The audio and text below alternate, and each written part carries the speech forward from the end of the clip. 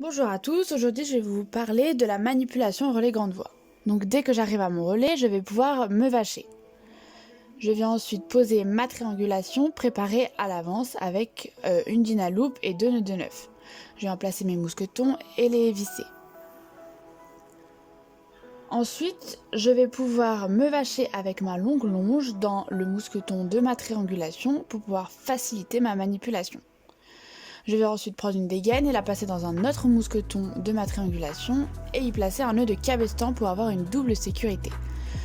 Je vais prendre ma triangulation, vriller un des deux brins de corde, y placer mon mousqueton à vis qui va devenir mon mousqueton primaire.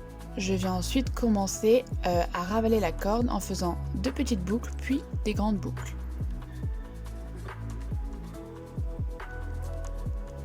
Suite à cela, mes seconds et mon troisième vont me créer bout de corde. Je viens prendre mon système d'assurage que je place sur mon mousqueton primaire, j'y place la corde et je prends un autre mousqueton pour fermer le système. Dès que j'ai fini d'assurer mon second et que celui-ci arrive au relais, il peut se vacher dans le mousqueton primaire avec sa longe. Suite à cela, je peux prendre une dégaine que je viens clipper sur un autre mousqueton de ma triangulation pour lui créer une double sécurité. Je viens effectuer un nœud de cabestan que je vais justement accrocher à cette dégaine. Cette longe sera molle comparée à l'autre qui sera tendue. Je viens ensuite enlever les cordes de mon appareil d'assurage. Je peux donner tout le restant de mes cordes à mon second. Je les fais passer au-dessus du baudrier. Je viens prendre son système d'assurage que j'accroche à son pontet. Je viens récupérer mon système d'assurage que je remets sur mon pontet. Je viens placer mes cordes dans son système d'assurage pour qu'il m'assure et que je puisse continuer la voie.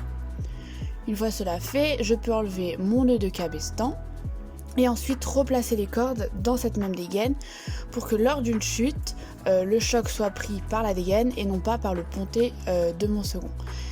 Mon second peut me prendre sec, ma longe devient molle, je peux la récupérer et continuer la voie en toute sécurité.